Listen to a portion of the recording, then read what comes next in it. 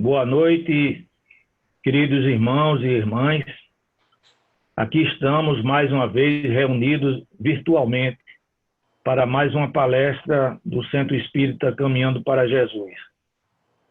E para iniciarmos os nossos trabalhos, pedimos ao nosso irmão Fernando Guimarães para fazer a prece inicial da noite de hoje. Primeiramente, um abraço para todos os colegas do Caminho até Jesus, que estou vendo aqui na minha frente, né? Agradecendo a Deus pelo convite, muita paz e muita harmonia para todos. Que Deus abençoe a todos nós nessa ferramenta necessária que possamos dar continuidade ao nosso trabalho. Agradecendo ao convite ao nosso irmão Valmir, para que ele possa hoje fazer seu trabalho, falando sobre um assunto bastante importante, não é? Então, que Deus abençoe a todos, que Deus nos abençoe e que possamos sair daqui mais fortalecidos, com mais um aprendizado que possamos também colocar em prática. Que Deus abençoe a todos, muita luz, muita paz, muita harmonia e muita serenidade e tranquilidade também. Devolvo a palavra ao nosso irmão Douglas, para que ele possa dar o início aos trabalhos nessa noite de hoje, com muita tranquilidade, com muita serenidade, e vamos ouvir o nosso irmão Valmir. Obrigado. Com essa prece, então vamos iniciar a nossa palestra da noite de hoje. Será a 64ª palestra virtual do Centro Espírita Caminhando para Jesus, onde hoje estamos recebendo o nosso irmão Valmir Rodrigues, palestrante espírita lá de Camaragibe, que já fez uma palestra conosco com o tema Fluidos, e hoje ele está fazendo a segunda palestra conosco com o tema magnetismo. Seja bem-vindo, Valmir, e vamos torcer que as pessoas aproveitem ao máximo a sua palestra, que você com certeza preparou com muito carinho, com muito esmero. Que a paz esteja contigo, muita luz para você. Que assim seja. Muito obrigado. Queridos amigos, queridos irmãos da doutrina espírita, é com enorme prazer que estamos atendendo ao convite que muito nos honra e nos dá a oportunidade de podermos falar sobre este tema do magnetismo. Naturalmente, essa é uma das manifestações espirituais que precisamos lançar luz, visto que ela é de muita utilidade para todos nós, não só pelos aspectos físicos que a cercam, mas também pelos aspectos morais. As palavras iniciais que nós vamos dirigir, ela é retirada da obra póstuma, A Profissão de Fé Espírita Raciocinada, que diz o seguinte: há no homem um princípio inteligente que se chama alma ou espírito, independente da matéria, e que lhe dá o senso moral da faculdade de pensar. Se o pensamento fosse uma propriedade da matéria, ver-se-ia a matéria bruta pensar. Ora, como jamais se viu a matéria inerte dotada de faculdades intelectuais, que quando o corpo está morto, ele não pensa mais, é necessário disso concluir que a alma é independente da matéria e que os órgãos não são senão instrumentos com a ajuda dos quais o homem manifesta o seu pensamento. Então, a faculdade de pensar, certamente, é aquilo que nos coloca entre os seres viventes numa condição já adiantada na evolução do ser. Mas na obra do Leon Denis, que fala a respeito do problema do ser, do destino e da dor, Leon Denis vai dizer que a manifestação espiritual fica patente pelo pensamento, pelo sentimento e pela vontade que o espírito expressa. Todos nós temos esta capacidade de refletir o nosso tempo, de nos entendermos enquanto seres individualizados e termos consciência desse ser individual que somos. Mas nutrimos, além das sensações físicas, um sentimento que pode e devemos entendê-lo como algo que vai se depurando e saindo da arraia da animalidade para alcançar da sensação, quando instruído, o sentimento. Mas também, evidentemente, expressamos a vontade. E a nossa vontade é como um gerente direcionador das nossas atividades durante a existência carnal. É a vontade que nos dirige, que nos aponta o caminho a ser seguido. Mas somos criaturas que estamos a pelejar com o amadurecimento do ser. E a vontade, exercendo um papel metaeducativo, vai cada vez mais aprendendo com as experiências e definindo melhor o caminho a que deve direcionar a sua vontade. Na obra Pensamento e Vida, o nosso irmão espiritual Emmanuel, através da lavra psicográfica do Chico Xavier, ele vem nos dizer que o pensamento é força eletromagnética. Nesse sentido, que está registrado nesse capítulo 2 do livro Pensamento e Vida. Então, nesse sentido, requer que façamos um breve intervalo para adentrarmos um pouco a respeito do caminho que a ciência percorreu nos ditames do conhecimento da energia e do magnetismo. Todos nós sabemos, e a história registra, que por volta de 1820, o dinamarquês Hans Christian Ørsted, fazendo experiência sobre condução elétrica através de um fio metálico, estudando a passagem da corrente elétrica, percebeu que uma pequena bússola colocada ao seu lado sofria uma perturbação na direção dos ponteiros. E, naturalmente, ele pensou que a corrente elétrica geraria um campo elétrico, mas também um campo magnético. Ou seja, no espaço, as forças que direcionavam o campo elétrico e o campo magnético estavam interligadas por essa simples experiência.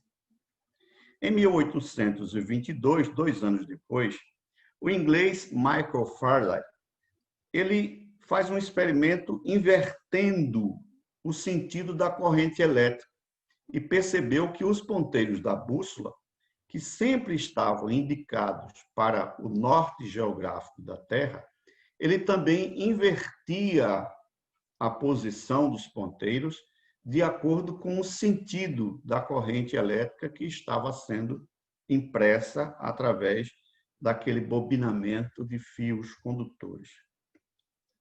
E aí ele teve uma grande sacada.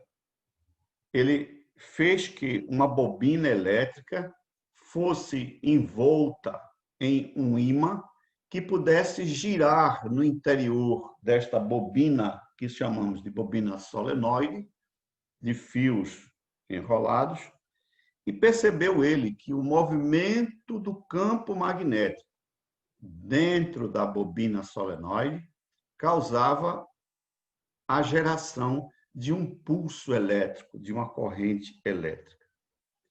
Isso, naturalmente, é o princípio que norteia a criação de motores elétricos e de geradores elétricos. Assim, estava inaugurada a condição da elétrica, advinda do magnetismo, e a condição magnética advinda da eletricidade. Evidentemente que, até o ano de 1864, muitos outros, a exemplo do Faraday, a exemplo do Gauss, do Ampère, Anthony Ampère, o francês, o físico James Clerk Maxwell, ele vai compor 4 equações que reúnem tudo que se fez a respeito da mecânica clássica até então. Ele não só, nessas equações, fez interação entre os campos magnéticos, os campos elétricos, mas também uma relação que abrangia até a força magnética, a força gravitacional, advinda da proximidade de 2 massas. Como todos nós recordamos, por volta de 1687, o inglês Isaac Newton lançou as bases da força gravitacional universal, que naquele momento vinha justificar o porquê dos planetas que giram em torno do Sol não saírem das suas órbitas. Da mesma maneira, como a Lua em torno da Terra não saía loucamente no espaço sem rumo. Era ela contida por uma órbita pré-estabelecida.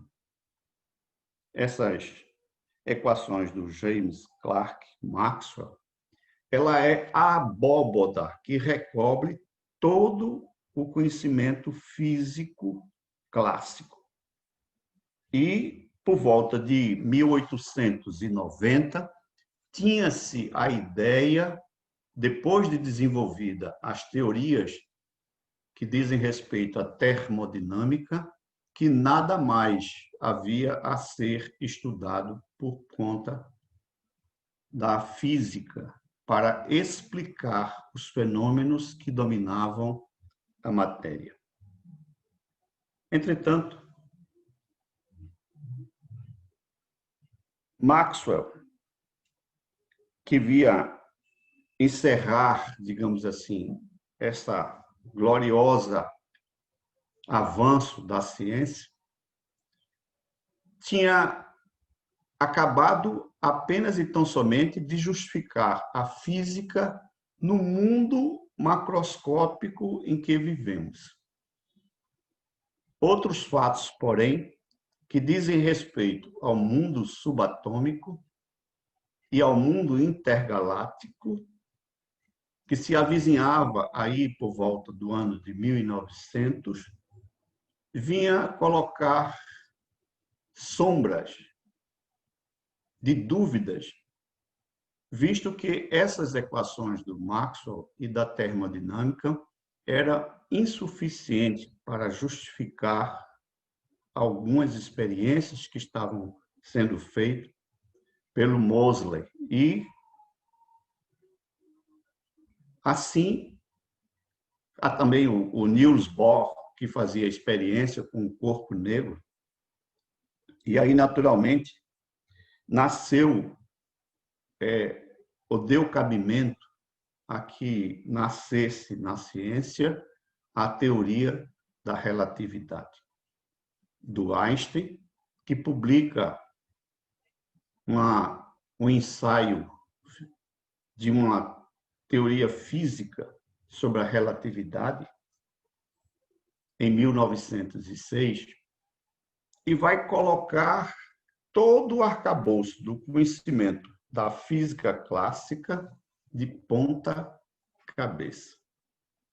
Uma vez que, não estando baseado na ideia de que o tempo tem uma linearidade para todos, mostra ele e demonstra por equações consistentes a ideia de que o tempo e o espaço são relativos, de acordo e da posição em que está o observador.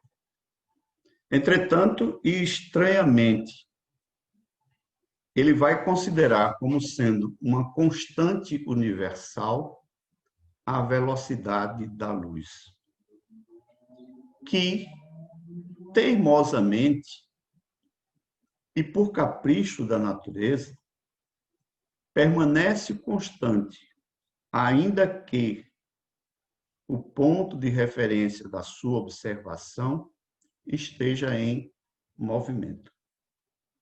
Daí a razão de alterar-se a constante de tempo, uma vez que a velocidade da luz era uma constante universal. Assim, o tempo passou a ser algo plástico, flexível, que estava afeito a modificações e que lhes alterava, por essa condição, a relatividade da contagem do tempo para um homem que estava aqui na Terra e para um outro que supostamente viajasse ao espaço. E quando este ser que voltasse do espaço para a Terra, veria que aquele que ele deixou aqui com a mesma idade, eles apresentariam idades diferenciadas, sendo o da Terra, o que ficou na Terra mais jovem do que o que foi para o espaço. Então, naturalmente, essa relatividade, né, ela alterou por demais a concepção a respeito da questão da física clássica e de todas as equações que diziam respeito à elétrica e o magnetismo.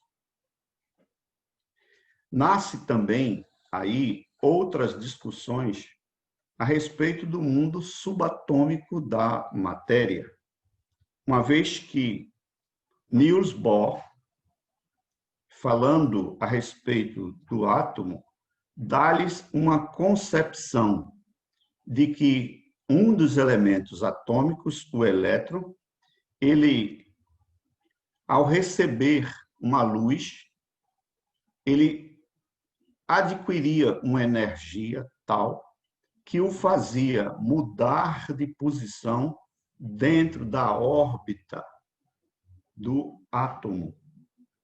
E essa mudança de posição, quando o átomo decaía, emitia uma luz que foi chamada de fóton.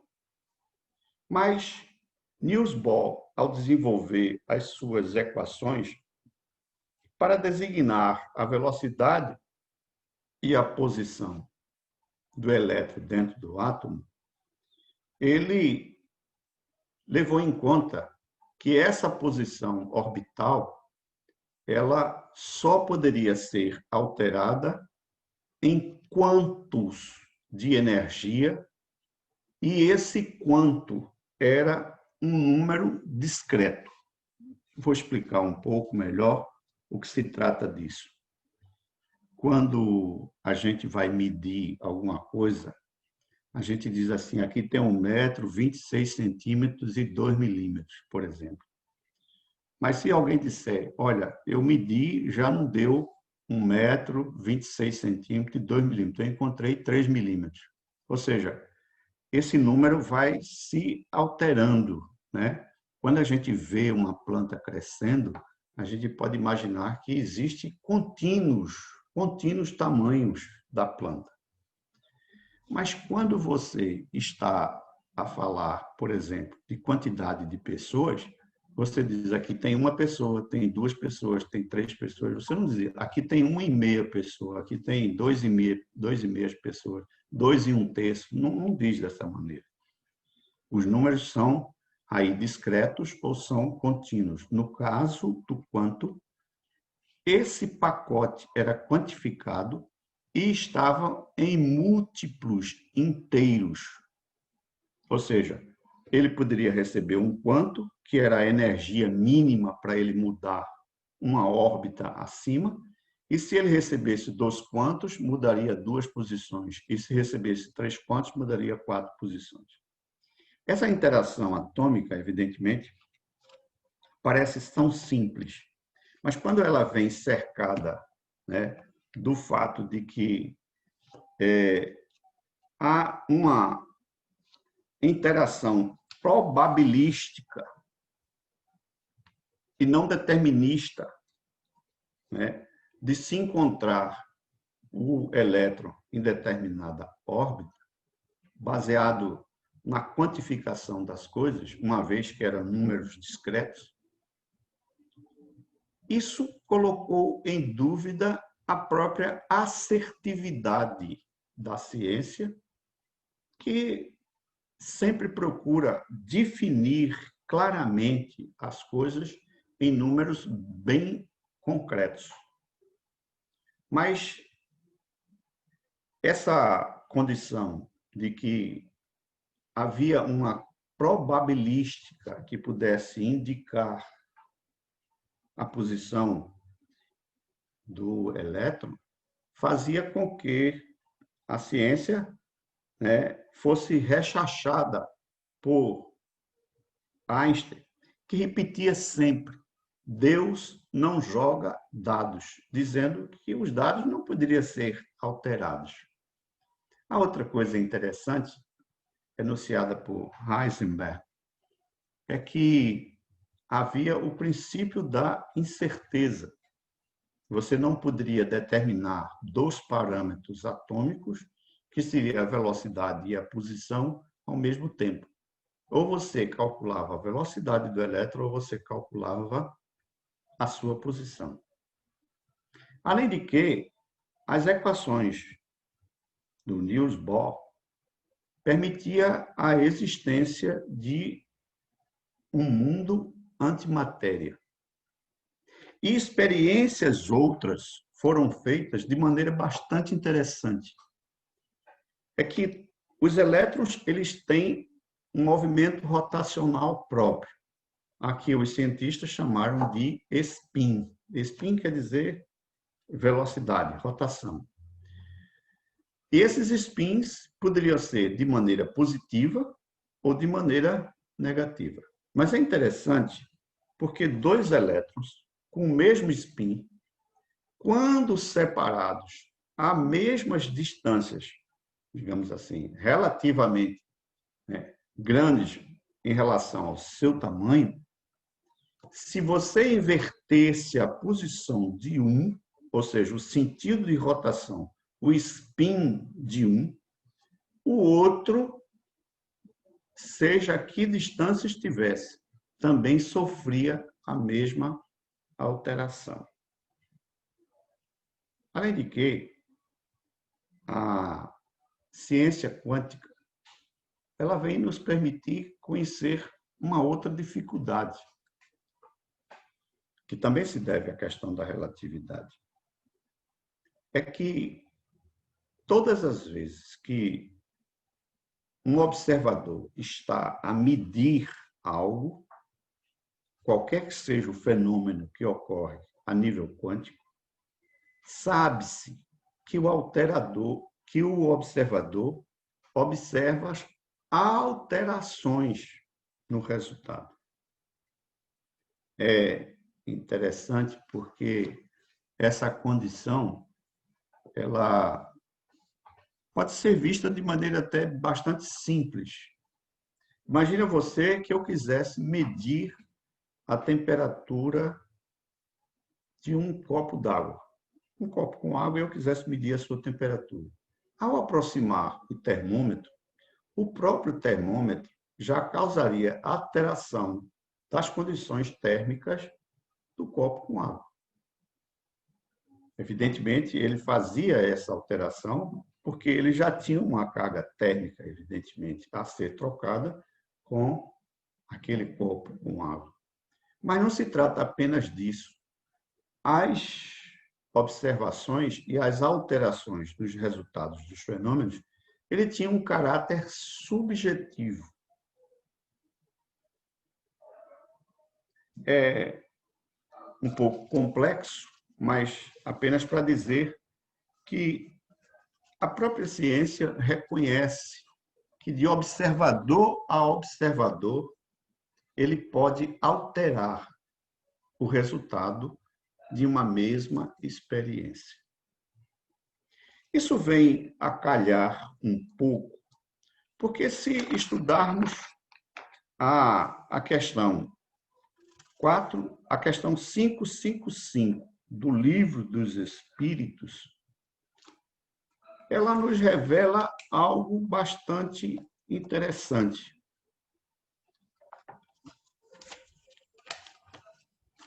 Ele diz assim: o espiritismo e o magnetismo nos dão a chave de uma imensidade de fenômenos sobre os quais a ignorância teceu um sem número de fábulas, em que os fatos se apresentam exagerados pela imaginação. O conhecimento lúcido dessas duas ciências, que, a bem dizer, formam uma única, mostrando a realidade das coisas e suas verdadeiras causas, constitui o melhor preservativo contra as ideias supersticiosas, porque revela o que é possível e o que é impossível, o que está nas leis da natureza e o que não passa de ridícula crendice.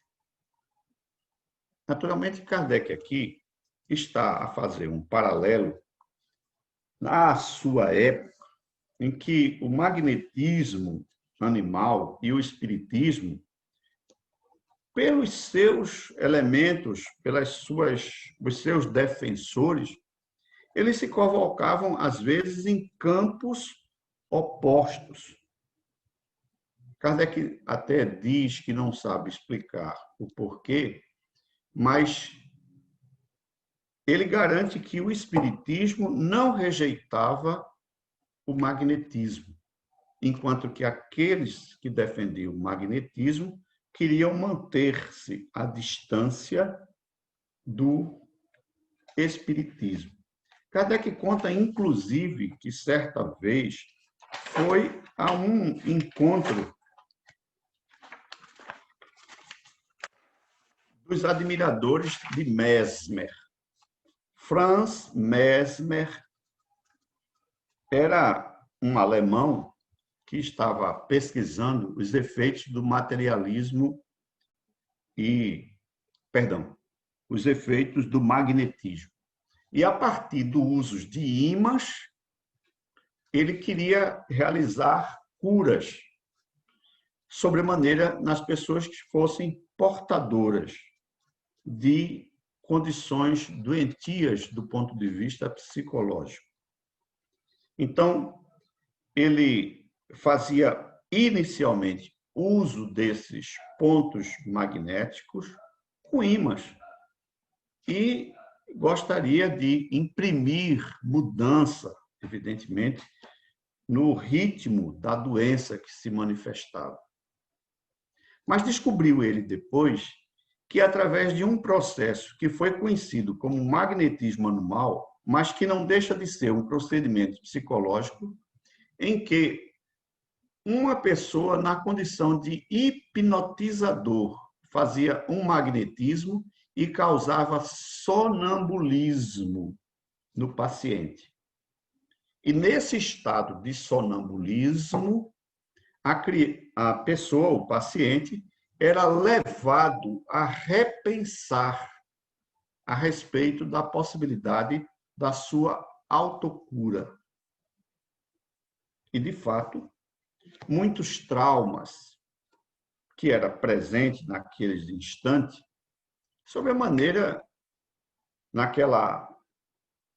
naquele tempo em que a Europa vivia muitos reinados em estados diferentes, em que reis e rainhas procuravam o tratamento do Mesmer para afastar das suas mentes, das suas condições de vidas psíquicas, de traumas que pudessem lhes causar atrapalho. Então, aqueles que praticavam o magnetismo diziam que não havia aí a ação do espírito, senão um magnetismo próprio, animal, do que vem ser o magnetizador. Na questão 33 do Livro dos Espíritos, entretanto, há algo bastante interessante.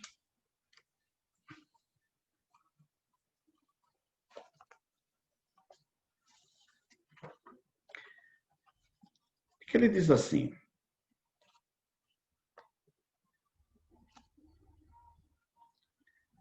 a mesma matéria elementar é suscetível de experimentar todas as modificações e de adquirir todas as propriedades. Veja, a matéria aí, ele está falando, evidentemente, ou querendo saber se haveria uma matéria elementar, uma matéria de onde se fosse reproduzido através de alterações e modificações na sua compleição molecular, de sorte a dar surgimento a toda a matéria. E aí, os espíritos disseram, sim, e é isso que se deve entender quando dizemos que tudo está em tudo. Ora, observem bem,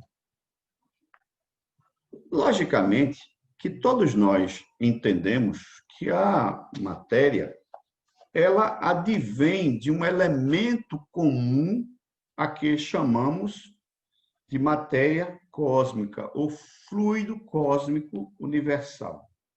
Esse fluido cósmico universal, ele vai sofrer a injunção da ação do pensamento dos espíritos, que são forças que, atuando sobre a matéria, lhes altera a sua intimidade, a sua condição molecular. Os seus cristais de formação alteram-se sobre o influxo da vontade do espírito. Vontade esta, que, como já vimos, é de caráter eletromagnético.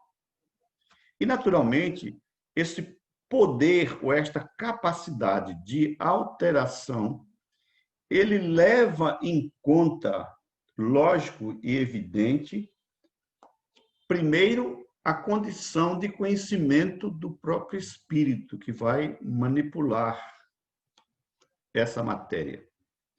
Depois, a própria condição moral do espírito. Ele tem que ter forças espirituais suficientes para tal. E depois, evidentemente, a vontade e a permissão que têm os espíritos para manipular tais fatos.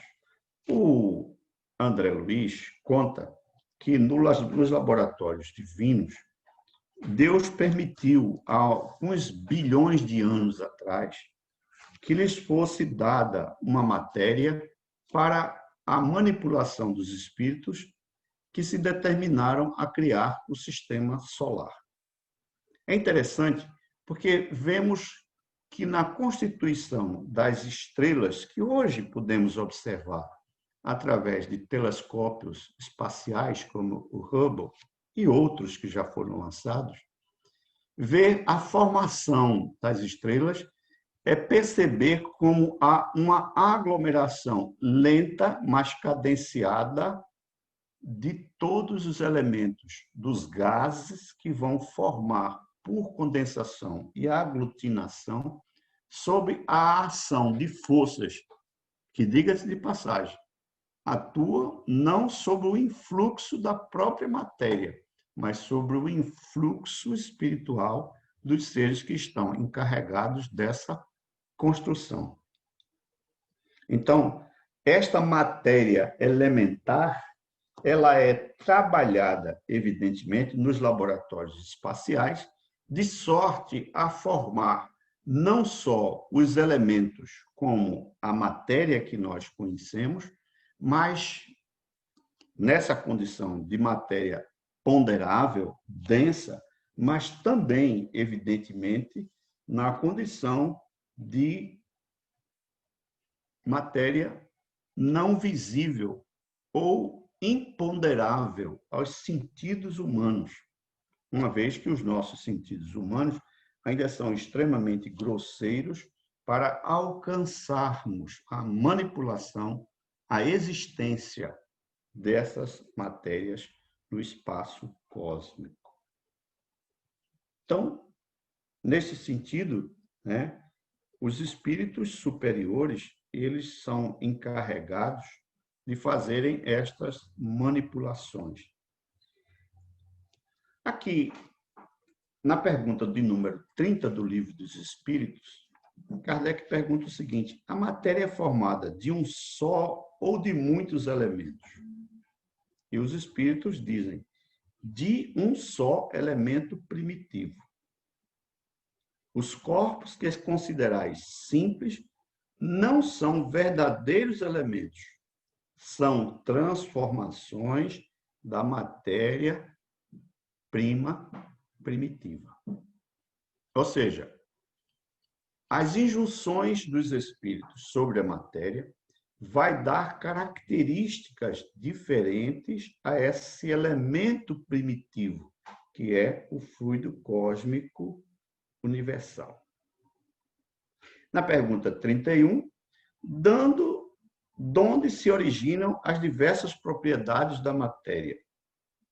E eles dizem: são modificações que as moléculas elementares sofrem por efeito da sua união em certas circunstâncias. Essas certas circunstâncias, evidente e lógico que todos nós que já manipulamos a matéria, sabemos que sob a injunção do calor, da pressão, da energia, altera-se a constituição dos cristais moleculares, ou ainda mesmo por uma injunção da afinidade material entre elementos químicos de ordens diferentes, vamos produzir produtos que não têm, muitas vezes, nenhuma característica dos seus elementos constitutivos. Eu lembro aqui que todos nós conhecemos o elemento água. E quando temos um incêndio, normalmente utilizamos a água para apagar os incêndios. Mas o que não desconfiamos às vezes é que para a formação da água são utilizados 2 átomos de hidrogênio e 1 de oxigênio. E é bom lembrar que o hidrogênio é um elemento de alta capacidade explosiva. Ele facilmente explode. O oxigênio, por ser um carburante, ele também é um elemento que participa do fogo. Se você retirar o oxigênio da presença de algo que está queimando, é lógico e evidente que o fogo vai apagar. Então, para alimentar o fogo, qualquer um que seja o candidato a ser churrasqueiro sabe que um bom ventilador soprando ar com bastante oxigênio vê que as chamas ficam mais vivas. Pois bem, um elemento que aumenta as chamas, associado a um elemento altamente instável e explosivo como o hidrogênio, nas proporções de 2 átomos de hidrogênio para 1 de oxigênio, gera um produto como a água, que lhes tem características totalmente diversas, não lembrando a sua origem. Mas, evidentemente, que a formação de água ela se dá sobre o efeito e a injunção de determinadas condições. Daí, os espíritos dizerem são modificações que as moléculas elementares sofrem por efeito da sua união, em certas circunstâncias. Agora, aqui, vamos lembrar também o seguinte, que a matéria-prima básica, ela dá formação à matéria, inclusive a que constitui o nosso corpo perispiritual. Então, o nosso corpo perispiritual é de uma matéria sutil, é de uma matéria molecular que a ciência ainda não alcançou. Embora já se tenha a ideia de que é possível adensar-se o corpo perispiritual de modo a torná-lo visível e de modo até a adensar-se, a ser tocado com as próprias mãos, é exemplo do que aconteceu, por exemplo, naquela passagem do Cristo, que após haver ressuscitado, entre aspas, da sua morte física, ele aparece em espírito na assembleia dos seus apóstolos e diz para Tomé, que era o mais resistente a aceitar a reaparição do Cristo. Ele disse, tu, Tomé, que tanto tens duvidado, vem e toca-me as chagas. Naturalmente, estava ali presente o corpo perispiritual do Cristo, em matéria que estava adensada. Mas é interessante porque os relatos bíblicos dizem que, da mesma maneira em que ele apareceu, ele desapareceu. Eu vou usar aqui uma expressão moderna apenas para dizer, parece uma fumaça que se desfez no ar. Simplesmente, ele desapareceu. É lógico e evidente, né, que o perispírito é também uma matéria, que, segundo os espíritos, ela é recolhida da própria psicosfera do planeta onde se vai reencarnar. Agora aqui, pasmem. Quando chamamos, ou Kardec chamava, fluidos, ele estava a pensar na ideia de que pudesse esta matéria conter certas condições que pudessem ser doadas pelo magnetizador, de sorte a causar interatividade com o paciente e poder lhes causar uma cura. E que todo efeito magnético era, na verdade, de ordem fluídica. É lógico e evidentemente que Kardec imaginava e pensava a ciência da época que estes fluidos tinham a capacidade de penetrar outros corpos mais densos. Esses fluidos, como o próprio nome diz, era de uma constituição diferente da matéria densa, mas que lhes podia entrar nos interstícios da matéria do corpo físico e lhes causar uma alteração molecular que lhes pudesse proporcionar uma cura. É lógico e evidente, né, que Mesmer, que seria a época do lançamento do Livro dos Espíritos, um dos maiores magnetizadores da Europa, ele cria que isto era algo pessoal dele, e não, evidentemente, como uma ação dos espíritos. Eu queria ressaltar aqui essa passagem que está registrada em um livro dos médiuns, na sua segunda parte, capítulo 4, item 20.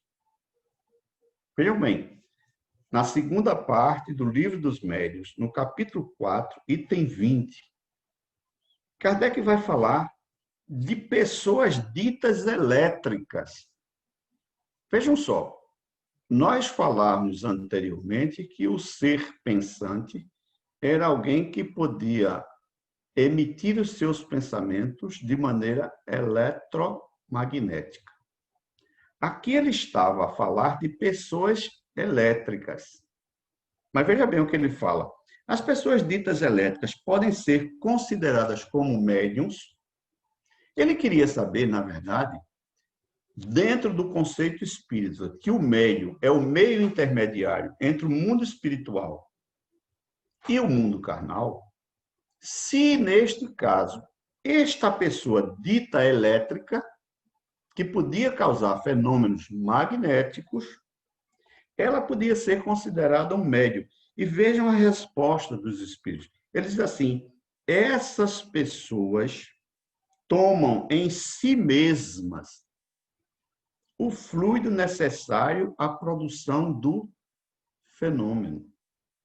E podem agir sem o concurso de espíritos estranhos. Resumidamente, o que os espíritos estão dizendo é que essas pessoas, que aqui Kardec chamou de pessoas ditas elétricas, atuavam por si mesmas. Ora, a gente sabe que hoje existem manifestações de caráter mediúnico e existem manifestações de caráter anímico. Essas duas condições, elas foram estudadas, evidentemente, por Richer, por Alex Alkazakov, em que eles se debruçaram sobre o fato de que algumas pessoas tinham, da sua própria condição espiritual, a condição de manipularem certos fluidos de sorte a usá-lo por conta própria e não sobre a administração dos espíritos. Mas veja bem o que Kardec diz. Não são médiuns no sentido dado a essa palavra, mas podem ser também que um espírito as assista e aproveite as suas disposições naturais. Ora, o que ele está dizendo é que, de fato, existem pessoas que já reúnem em si a condição de manipularem essas forças que vai causar alterações na matéria, no fluido. E, evidentemente, esse fluido magnético que elas exalam advém da sua própria condição espiritual. Isso era o que defendia os magnetizadores à época do Kardec, na pessoa do Franz Anton Mesmer. Daí a discussão. Mas todo espírita, evidentemente, precisa saber de que aceita o magnetismo, embora muitos magnetistas não aceitem o espiritismo. Na questão 19, Kardec pergunta assim, por que todo mundo não pode produzir os mesmos efeitos? E por que os médios não têm a mesma força? Ele está falando aqui da força magnética, evidentemente, da força de ser intermediário para realizar certos efeitos. Dentre esses efeitos, evidentemente, o da cura. Isso depende do organismo, porque, logicamente, todos nós sabemos que a malignidade advém de uma disposição orgânica. Disposição essa que, grosseiramente falando, ela é um órgão que tem a capacidade sensitiva de captar as flutuações de ondulações frequenciais diferentes emitidas pelos espíritos, que nos advém e nos alcança segundo a afinidade que temos com esses espíritos e segundo também a nossa condição moral de poder com eles manter este entrelaçamento fluídico entre o mundo espiritual e o médium. Então ele diz assim: isso depende do organismo e da maior ou menor facilidade com a qual a combinação dos fluidos se pode operar. Facilidade maior ou menor da combinação dos fluidos que se pode operar. Vejam, é preciso lembrar que o médium tem os seus fluidos. O espírito tem os seus fluidos, que são perispirituais, naturalmente. Ao se aproximarem, é preciso que eles tenham condições de afinidades. É como elementos químicos que se combinam. Uns reagem, outros não reagem. Depende da sua condição. No caso do médium, naturalmente, por ser o indivíduo um elemento que pensa, que sente, que tem vontade, mas também tem os aspectos morais da sua condição, e esse é extremamente preponderante para permitir ou não este entrelaçamento entre os elementos fluídicos do médium e do espírito.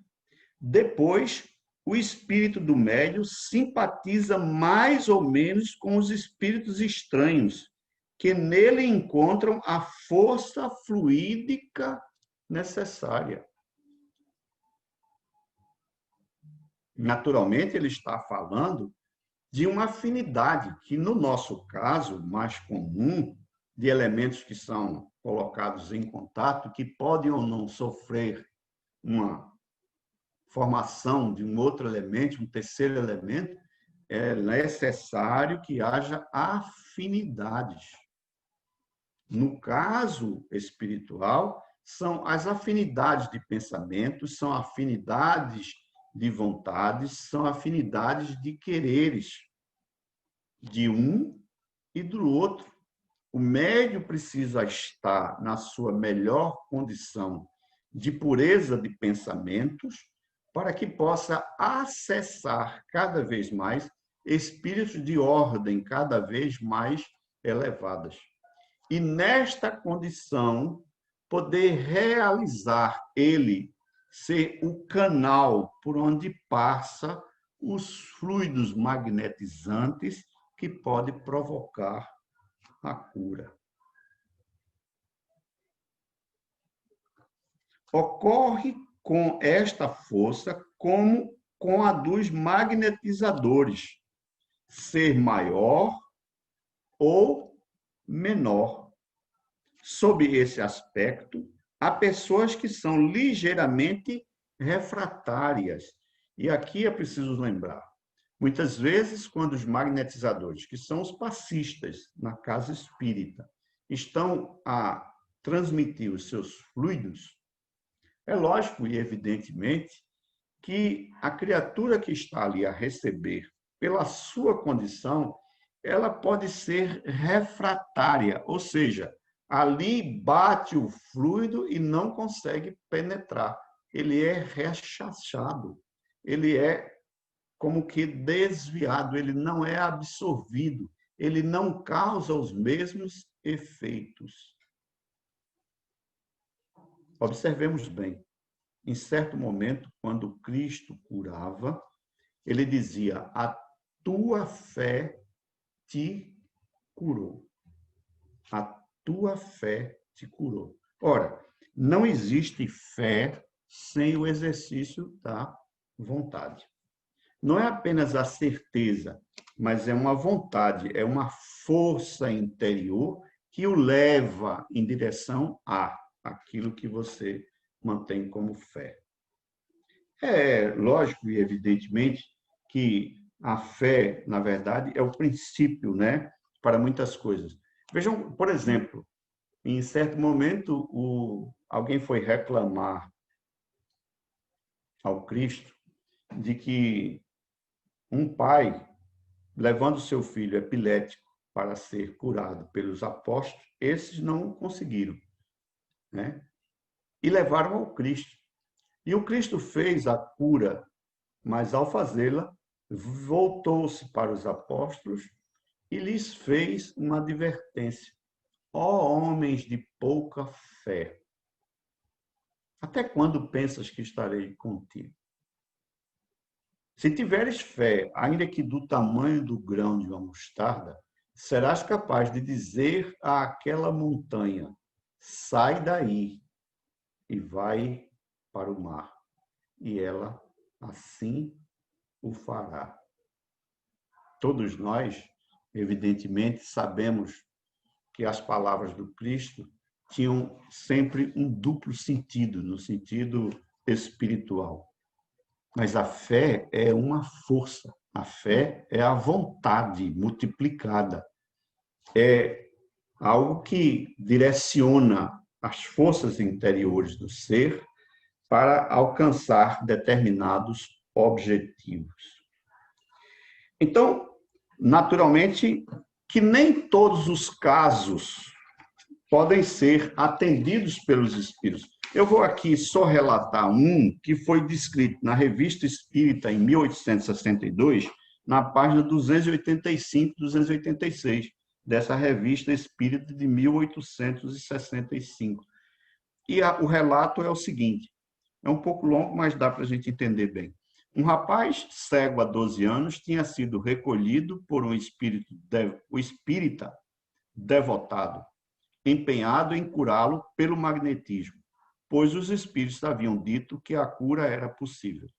Mas o rapaz, em vez de se mostrar reconhecido pela bondade de que era objeto, e sem a qual teria ficado sem asilo e sem pão, só teve ingratidão e mau procedimento, dando provas do pior caráter. Consultado a respeito, respondeu o espírito de São Luís: como muitos outros, esse jovem é punido por onde pecou e suporta a pena de sua má conduta. Sua enfermidade não é incurável. E uma magnetização espiritual praticada com zelo, devotamento e perseverança certamente teria êxito, auxiliada por um tratamento médico destinado a corrigir seu sangue viciado. Já haveria uma sensível melhora em sua visão, que ainda não está completamente extinta. Se maus fluidos de que está cercado e saturado não opusessem um obstáculo à penetração dos bons fluidos, que de certo modo são repelidos no estado em que se encontra, a ação magnética será impotente, enquanto não se desembaraçar por sua vontade e sua melhoria desses fluidos perniciosos. É, pois, uma cura moral que se deve obter antes de buscar a cura física. Só um retorno sério sobre si mesmo poderá tornar eficazes os cuidados de seu magnetizador, que os espíritos bons se desvelarão em secundar. Caso contrário, deve-se esperar que perca o pouco da luz que lhe resta e que sofra novas e mais terríveis provações. Agi, pois, sobre ele, como fazeis com os espíritos maus desencarnados, que quereis reconduzir ao bem. Ele não está sob a ação de uma obsessão. É a sua natureza que é má, e, além disso, perverteu-se no meio onde vive. Os espíritos maus que o assediam só são atraídos pela similitude existente entre eles. À medida que se melhorar, eles se afastarão. só então a ação magnética terá toda a sua eficácia. Meus amigos, este é chegado o nosso tempo. Eu gostaria de abrir as perguntas, se alguém as tiver, e eu em poder condições de responder. É muito interessante, Valmir, a sua palestra. Eu achei muito interessante essa junção do conhecimento científico com o conhecimento trazido pela doutrina espírita, essa junção de fatores de conhecimento. Porque muitas vezes nós estudamos a doutrina, mas esquecemos o seu lado de ciência. A doutrina ela é calcada na ciência. Allan Kardec, quando codificou a doutrina, foi toda baseada em conhecimentos científicos que ele possuía, para assim fazer a codificação e trazer esses ensinamentos maravilhosos que a doutrina nos trouxe. E é muito difícil, às vezes, nós fazermos essa correlação da ciência com a religião, a ciência com o conhecimento espírita. Foi muito bom, gostei bastante da sua palestra. Eu até ressaltaria um pouco a sua colocação, lembrando que Kardec disse que se a ciência dissesse algo contrário ao espiritismo, que abandonasse o que disse o espiritismo e siga a ciência. De sorte que, em outro momento, ele vai dizer que o espiritismo jamais vai ficar atrás da ciência, porque cada vez que a ciência avança, tá certo? Ela mais se aproxima, mais e mais, tá certo? Do que diz o espiritismo. Olha, o Marcelo Gleis, que é um brasileiro aqui do Rio de Janeiro, ele ganhou ano passado um prêmio de um instituto dos Estados Unidos, né, na Pensilvânia, nos Estados Unidos, de 1.100.000 libras esterlinas. Isso dá um bocado de dinheiro, tá certo? Evidentemente, essa premiação. E qual foi o teor da sua premiação? Ele é um astrofísico. Ele cuida, evidentemente, da cosmologia, né, universal, do estudo da formação dos planetas, e de todos os elementos astrológicos, né, astronômicos, perdão. E é interessante porque o prêmio ele é destinado a pessoas que conseguem trazer alegria para a ciência, mas também espiritualidade, por incrível que pareça. Ele associa, tá certo? Ele associa o elemento do estudo dele a uma real necessidade de saber quem somos. Ou seja, isso, quando a gente lê a Gênese, né, um dos livros da codificação, o último livro da codificação, a Gênese faz essa junção, né, entre a uranografia, que seria a cosmologia da época, tá certo? A criação dos mundos, né? Usa os fluidos e vai desembocar lá no capítulo 15, vai desembocar na justificativa dos milagres que o Cristo fazia. E isso depois de passar por todos esses capítulos, tá certo? Que vai desembocar no que seriam os milagres, né? É um assunto bastante interessante para todos nós. Muito, muito interessante mesmo. Ô, Valmir, eu vou pedir agora, já que ninguém quis fazer uma pergunta, para você fazer a prece de encerramento, de agradecimento. Vamos, então, nos prontificar a silenciar um pouco a nossa mente, relaxando dos nossos problemas diários, para nos voltar para nós mesmos. Quem somos? De onde viemos? Para onde vamos? O Pai, Criador de todas as coisas, nos oportuniza de maneiras diferenciadas que os espíritos amigos mais evoluídos possam nos vir trazer luzes de compreensão, a fim de avançarmos neste trabalho que é purificar em nós o ser, saindo da ganga da ignorância para a maravilhosa luz do conhecimento. Que todos nós possamos vislumbrar dias felizes, para aqueles que se aproximam das leis magnânimas que nos conduz o homem à verdadeira felicidade do ser. Todos somos aqui passageiros. Se sofremos ou se nos incomodamos, é preciso que retiremos lições, a fim de não recair nos mesmos erros indefinidamente em outras reencarnações. Que possamos aprender com as tentativas e erros, pois que a justiça do Pai nos concede a possibilidade de todos nós sermos merecedores de felicidade, desde que assim nos coloquemos ao alcance da sua verdadeira justiça. Que haja paz e luz no caminho que nós escolhemos para essa existência. Que assim seja.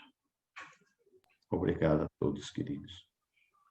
Obrigado. Nós aqui agradecemos, Valmir, e o Centro Espírita Caminhando para Jesus. Fica muito feliz com a sua presença. A todos, desejamos uma boa noite e até a próxima reunião. Que a paz do nosso querido Mestre Jesus esteja sempre conosco. Boa noite. Muita paz. Boa noite a todos. Muita paz. Felicidade.